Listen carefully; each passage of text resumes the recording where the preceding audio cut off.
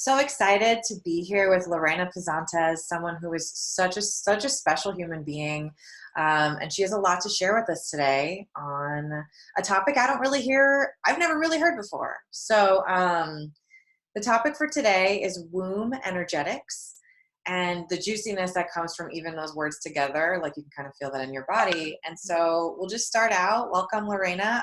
Tell us a little bit about who you are and what you do.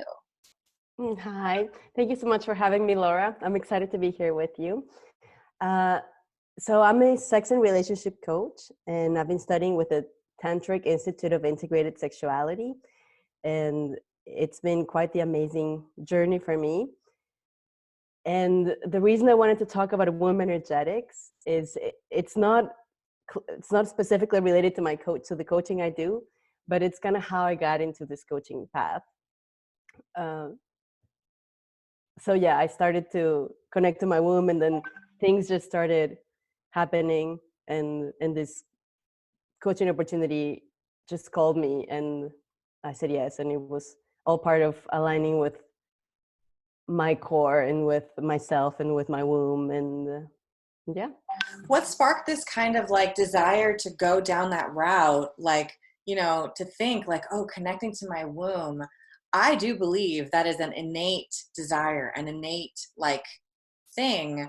But I also think that that's not, I think it takes some trust of your intuition to even go down that path. So Totally. how did that come up for you that you're like, I want to explore this? Like, were there Yeah. anything issues going on in your life or just Yeah. things you were seeing around you? Yes, totally. I love to talk about this.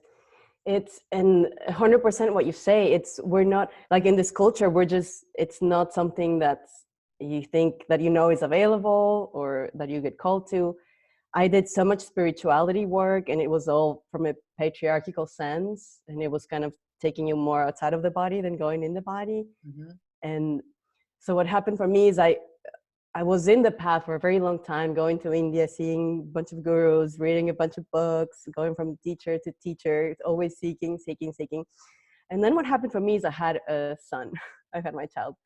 And that's what blew everything open. And Mm-hmm. and my seeking changed, and it did come from a place of pain at that point. It was, everything seemed to be going well until I had this big change that was my having my son, and then you know everything changed, and the things that I thought I had figured out were just kind of band-aids on the surface.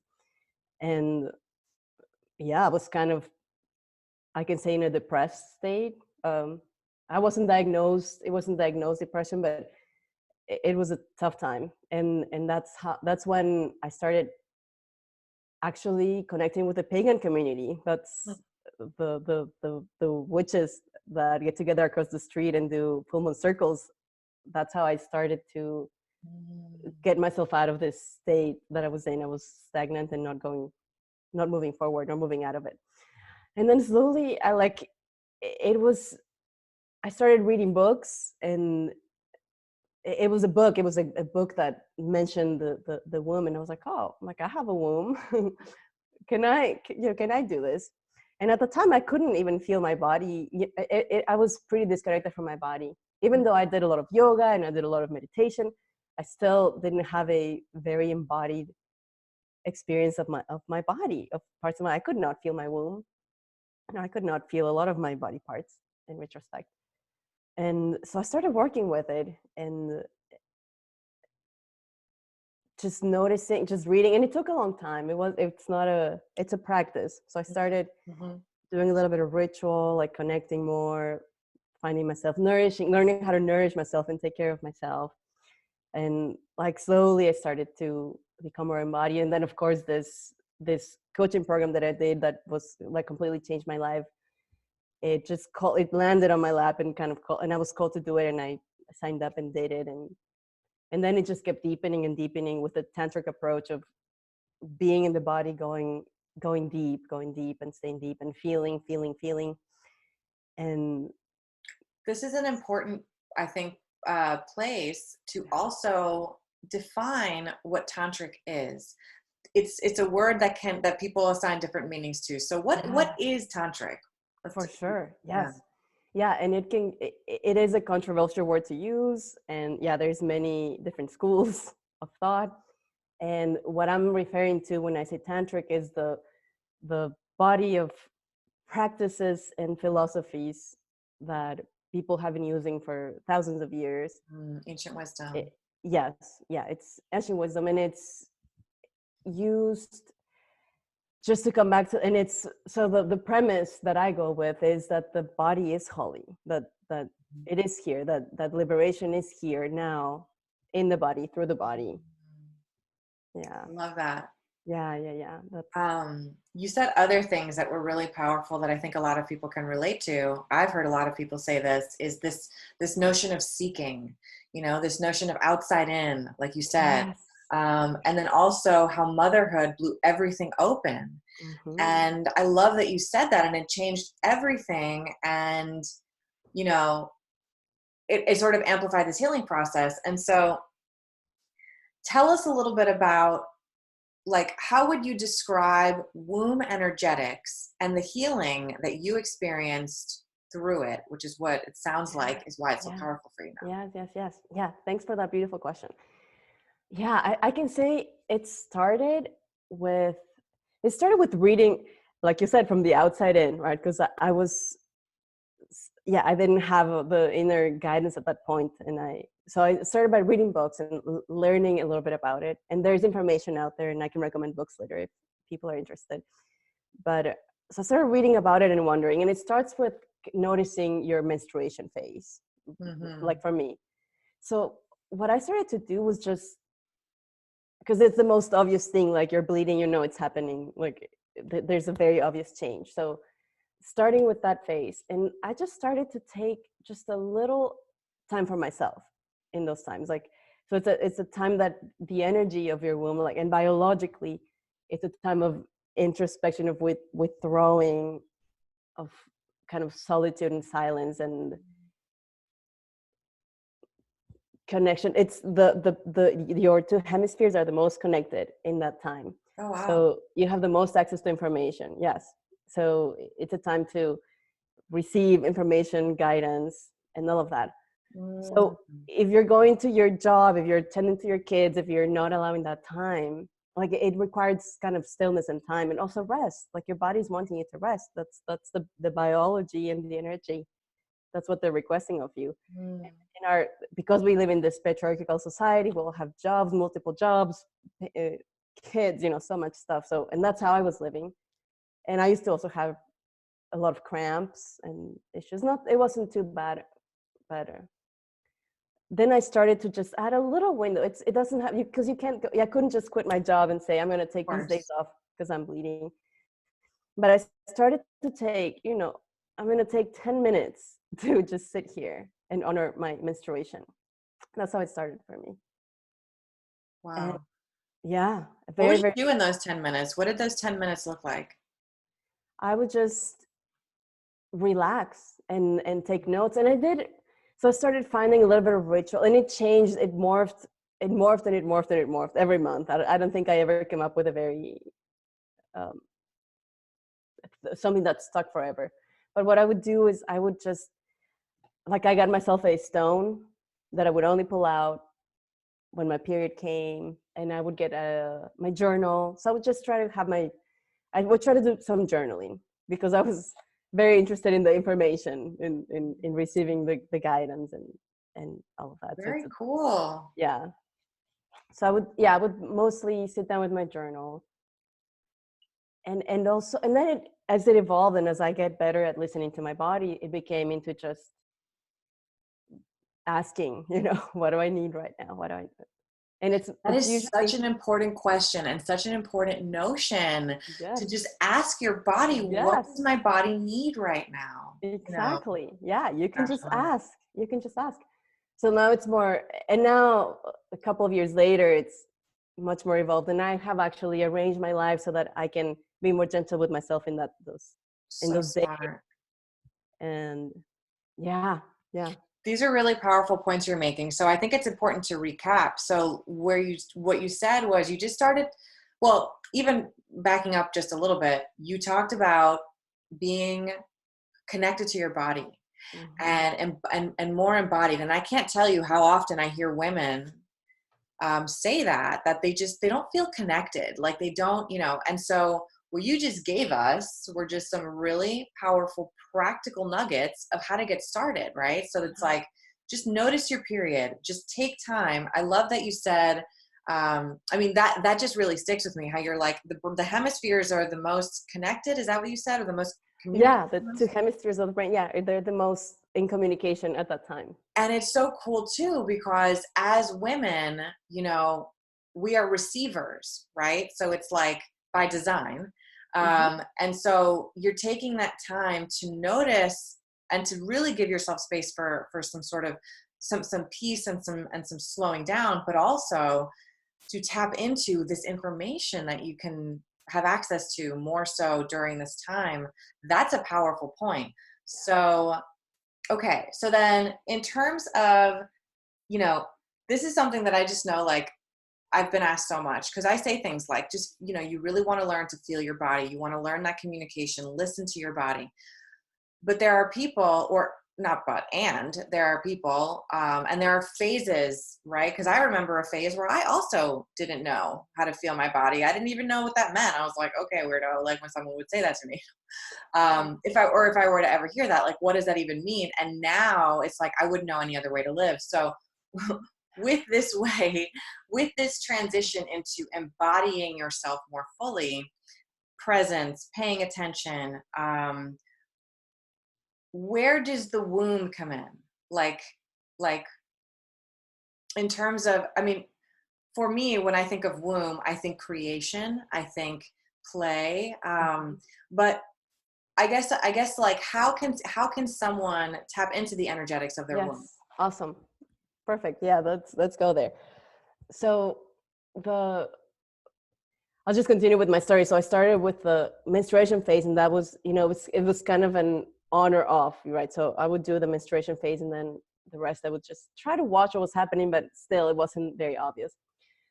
And after practicing a while and reading a lot, and yeah, so now I know how to use the energy of the different phases. So there's actually four distinct phases in the womb, right? There's the follicular phase where you're building up and from the biological point of view, you're building up the lining, like it's a creation. From a energetic point of view, you're a maiden. It's a time of exploration and fun, and you're kind of called.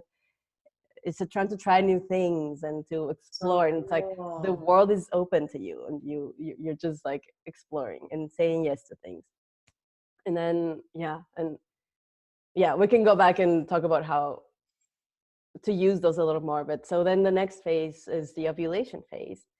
And then, so now you have an egg that's coming in and ready to be fertilized. So it's a time, like you may know, if you start paying attention, you may notice that you look more attractive in those days. Like you look better, your communication skills are the best. And it's all about what's happening in your brain, the hormones that are going to your brain. So it becomes a more left-brained. So your communication skills are higher. So it's a great time to talk. It's a community. It's, like biologically, you're wanting to find sperm to Wow, how impregnate that egg, right? cool. So like you're seeking, and you may find yourself more aroused, and you might find yourself just more interested in being around people and connecting and being with your community, also having important conversations. This is a great time to do it because you have the gift of communication at that time. um, then you move on to the luteal phase. So the egg then wasn't impregnated, so then it starts to it's like a fall. It's a fall phase, and I actually love this phase, and it's pretty long for me. It's kind of the cleanup. Like in this phase, your attention to detail is incredible, and it's like a time to wrap things up, like whatever project you started in your follicular phase, you're like scoping it out and deciding. And then in the ovulation phase, you're talking to people, like kind of making it's a high energy. Like I can't even sleep when I'm ovulating sometimes if I haven't produced the thing that wants to come out of me. And then on the next phase, you're cleaning it up, you're tying the loose ends, and this is also a time where you may notice, if you pay attention, you may notice yourself finding all the little things that are wrong. And and this, it's by like, it's the energy and the biology are making you do this. Oh my gosh, this is so cool and interesting. All Yeah, of it. yeah. Thanks. Yes, I love this topic so much. Yes, and you can use those times, right? So it's a great time for editing your work, for like Yeah. wrapping things up, for so it's like the critical, looking at things with a critical eye. You may start thinking also about what in your life, like what is going on in your life, right? So you may notice like your partner or your friends doing things that you really don't like in that phase. Like you may be more irritable, and it's all it's supposed to be that way. Like it's we're wired for that. We're wired to notice those things more in the stage, Mm, and we can use that. So when I talk about the energetics, is, you know, like writing those things that are those energies that are naturally there helping you do those tasks. And then of course you go to menstruation, which is a time of release and mm. it's just release and rest. And I've started to think of it as a container, like the womb. So after you stop bleeding, you start containing for this month, like for this cycle. And so you start in, you know, bringing things in and amplifying them, growing them in your womb. And then when the time comes, then Ooh. yeah, you release and you rest. And then if you can't, as much as you can, and um, and then it all starts over, and you get to do it over again. And I feel like every cycle, I get to refine things, and you know, as I work with it, they become superpowers. You can, like, I'm a master Wow. editor at the on the follicular, on the luteal phase, or yeah. And I know that if I start new things, they're much more likely to stick if I do them in my follicular phase, when I'm open to exploration. And it's like your body wants you to go out and explore and meet people. And So cool. yeah. Man, this is like so applicable. Like it's just this is what I love, you know what I mean? And also, like you said, it's like working with the energies that you naturally have in a super applicable, practical way. And it's so this, you know, that observer mindset. Like this is like you becoming the observer of you sets you free. And a lot of different people talk about that kind of thing, right? I mean, that is really, that's because you're able to detach yourself from your thoughts and all of these things, but you're also able to use things to your advantage, like you're saying, like the natural things that are happening, those natural responses that create those feelings, those emotions are chemicals, right? Emotions. Yes. Man, that's so, this is just so amazing, you know. And in my mind I'm just like, how cool it would be to do this every month and to really really put this to practice and track this. um Man, that's so awesome. Anything else Yeah. that you want to say about applying womb energetic? There's a couple things are coming to mind. Yeah. Yes. What I the thing what's coming to mind is to say that whatever you can do is enough. Because then, you know, I know people can, you know, now I have to watch my, you know, so no. You know, so, you know, whatever small step you can take is amazing. And you may start to notice, and especially if you're consistent, right? So if there's something that you're interested in doing, then, you know, start with your intention. And, you know, 5 minutes a month, you can start with that. You know, it's enough. So whatever you can do, that's what I want to say that to people who may watch this and feel overwhelmed. And then it can grow from that. And then you so what I'm also I'm a parent. I'm busy. It's not like I'm constantly, you know, all the time just watching my womb and not doing, you know, it's not like I still have to take care of my kid when I'm bleeding, and I still have, you know, responsibility. So, but I, as much as possible, schedule my life so that I can take that time. And as much as possible, I schedule in my follicular week, I schedule activities to go outside, to go explore. And, you know, so much as possible, I try to schedule things with what my womb energy is wanting me to do. And I do, sometimes I wait to have conversation. If I have a important conversation that's kind of charged that I need to have with my husband, I will sometimes wait. If possible, again, this is all as much as possible. Like I will wait for my ovulation so that I can be at the top of my capacity.